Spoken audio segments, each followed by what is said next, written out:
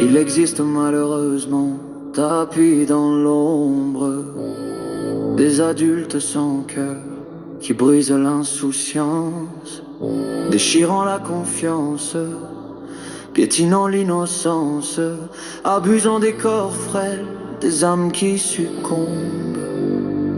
Cela porte l'habit de respect et d'autorité. Sous la soutane blanche, sous le masque du sage, ils volent dans la nuit ce que l'enfance a de plus pur, profitant du regard des familles aveuglées. Le silence de l'enfant pèse comme une tombe.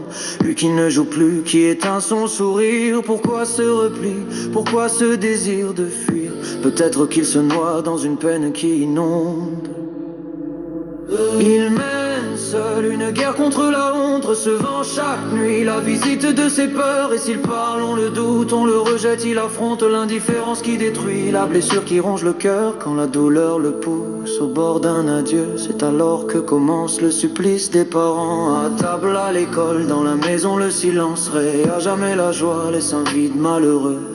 Devenus adultes, certains ne guérissent jamais. Leur cœur porte les cicatrices, les souvenirs en lambeaux. La confiance est éteinte, la lumière s'est fanée. Ils luttent chaque jour contre un passé trop lourd, trop beau. S'ajoute à l'enfance volée l'ombre du harcèlement, les insultes, les coups, l'humiliation du manque. Il ne faut pas grand-chose pour briser un enfant, le laisser assoiffé, affamé, invisible et tremblant.